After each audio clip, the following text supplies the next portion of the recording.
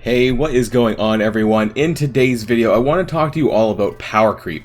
Now, I know this is a popular topic of debate, especially online, and especially since patch 5.2, which was the Silver Surfer patch, but really more so since Kestrel, because compared to characters in the past, we're seeing characters bigger and stronger than ever before. Or at least that's what we think is going on. So today we're going to be really taking a look at this, and I have designed a small spreadsheet of sorts to compare some of the older characters and the new characters since the Surfer patch, and see how the stats line up with each other, and also just since that patch and how they compare to each other as well. As more and more new characters get released, a lot of people are saying that they're crazy powerful. So let's find out if that's actually the case, and really how much stronger characters have been getting, and if there's any merit to this argument, making older characters absolutely obsolete. So without further ado, let's get this show started.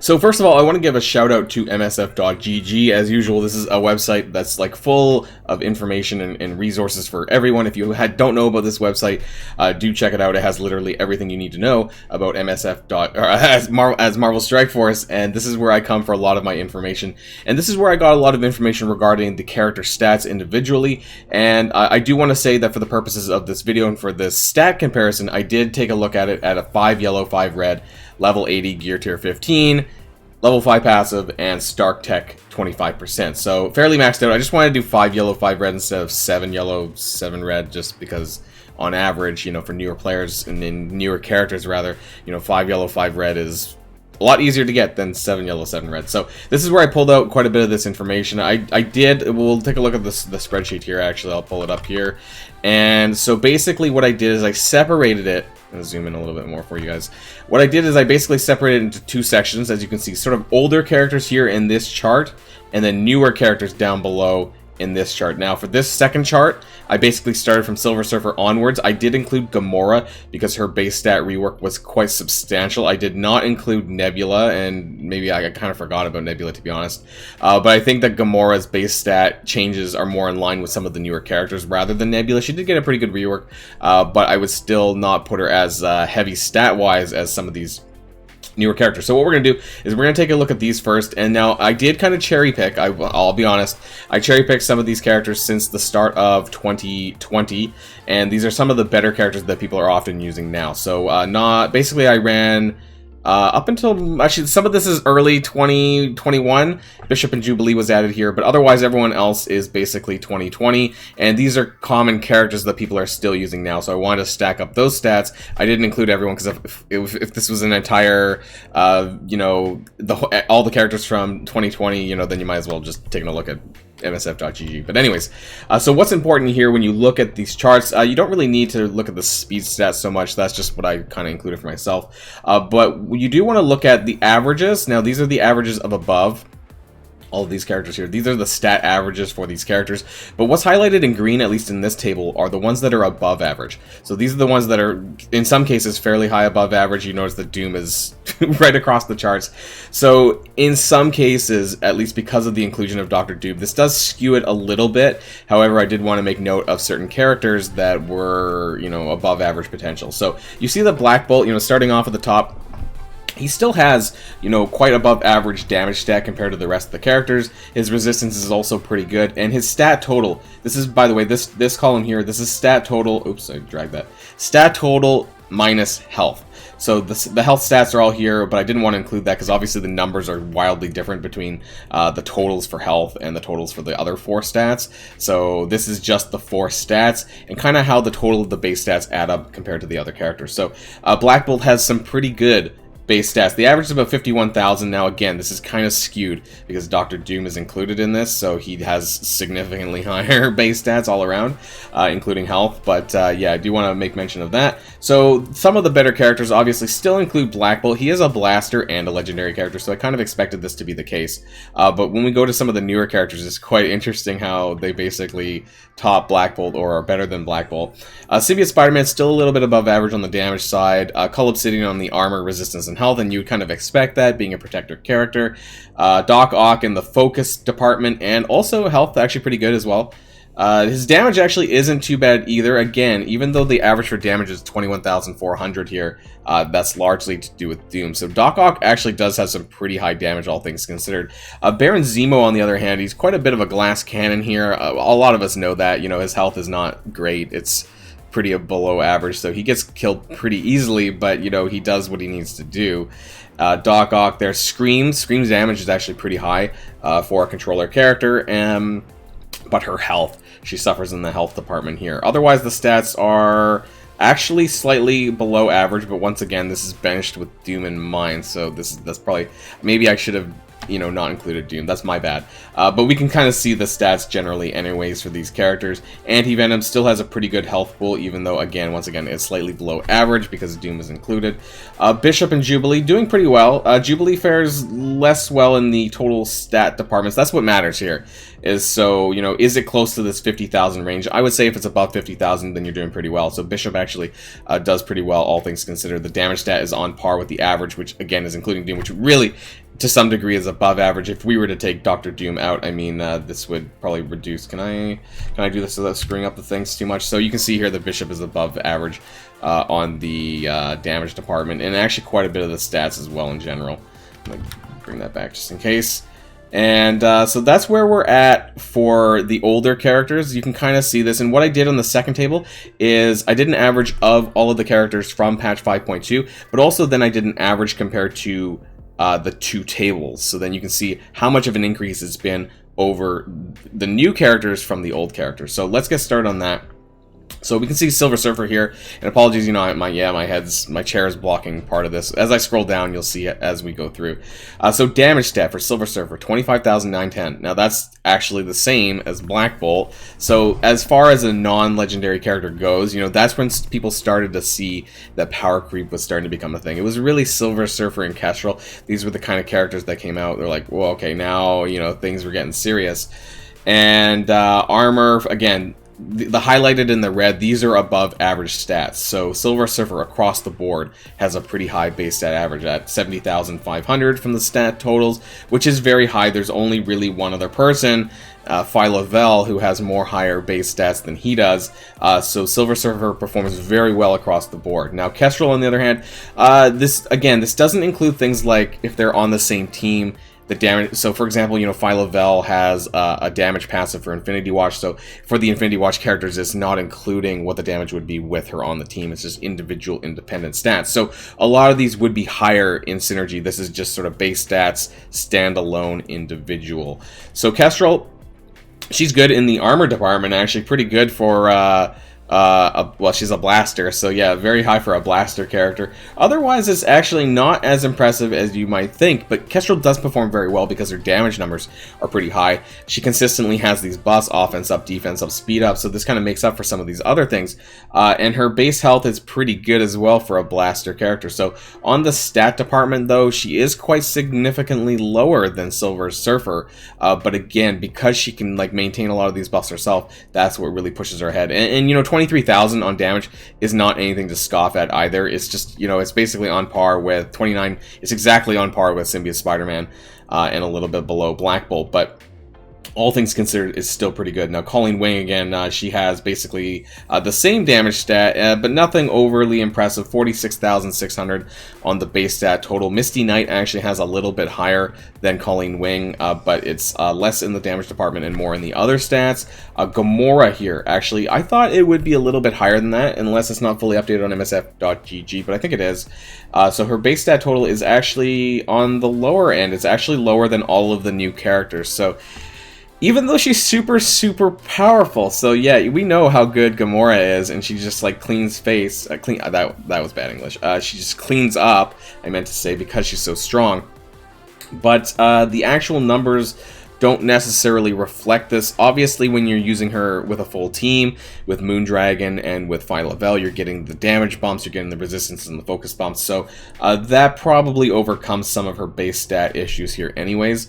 Phyla-Vell, the top character that's been released since. Her base stat total is higher than Silver Surfer's and is through the roof. Her damage total is, if I'm not mistaken, and let's double check on MSF.gg, I think it's the highest in the game. It is. Yeah, so Phyla-Vell does have the highest damage stat in the game by a wide margin. Now, this does include her passives, I'm pretty sure. If I'm not mistaken, it does. So it includes her individual damage passive. That might be a little bit cheating, but as an individual character goes, that is the highest in the game, and it's quite impressive, actually. So, yeah, I guess I think, is it 20% or 30%? So you could add that on to someone like Gamora, and it would actually bring her pretty close anyways, but you know, if she's standalone and not with the team, Phyla-Vell has very impressive base stat totals. Her armor and her damage specifically are through the roof, but yeah, it brings her to the highest base stat total character so far. Moondragon, pretty high as well, not so high in the damage department, but great in the other stats. Focus and resistance, again, this is to do with her passive, so this kind of is attributed to that. But her base stat total is actually, you know, just under Silver Surfer and Phyla-Vell, but still pretty impressive, I would say, all around. Adam Warlock, on the other hand, for a legendary character, you know, I guess his base stats for the health, quite high, because obviously his passive increases health. But other than that, he has a very high armor total, but his other stats are pretty average, sometimes in some cases below average, so it's nothing too impressive here, but he does still boast, you know, a base stat total that's above average, so I do want to note that.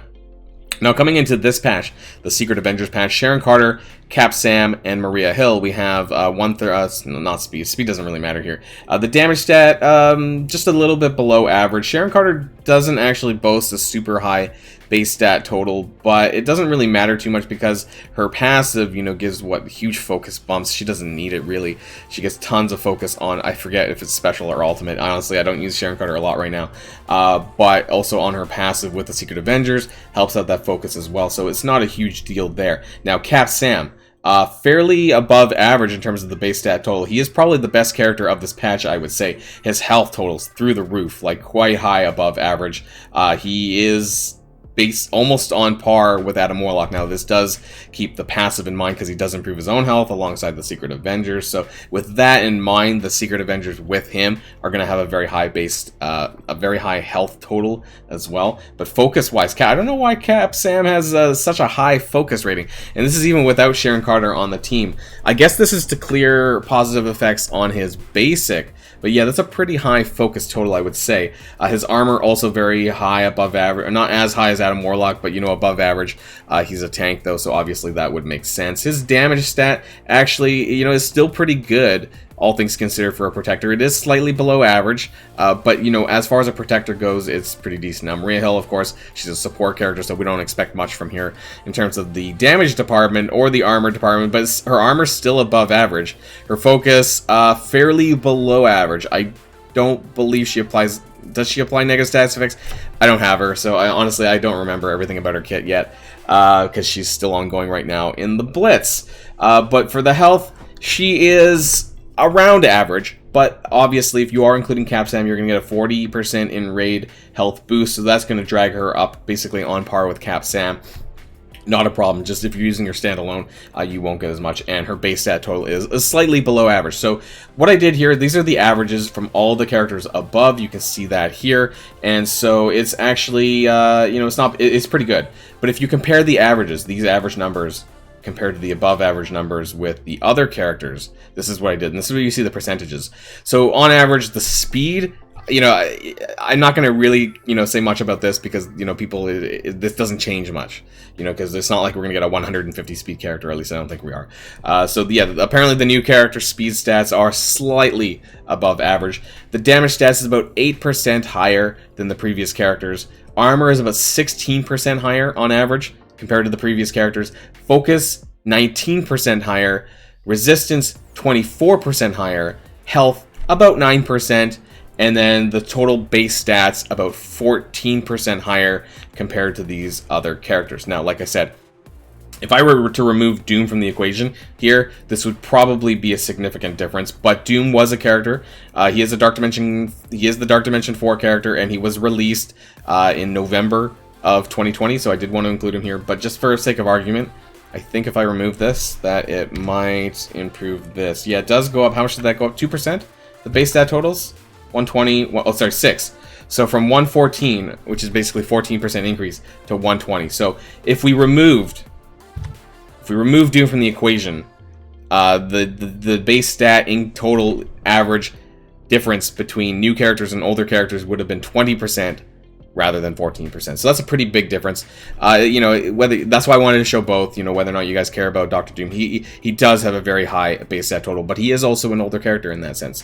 And a lot of people were comparing this power creep notion to Doctor Doom. You know, when Silver Surfer and Kestrel came out, it was like, wow, Doom sucks. That's what people were saying. But really, he does have a significant increase in his base stats. His stats are very high. It's higher than Silver Surfer. It's actually higher than Phyla-Vell. So all things considered, Doom is still a very powerful character. It's just that the way the kits were released, a lot of people were like, Doom sucks, but he doesn't actually suck.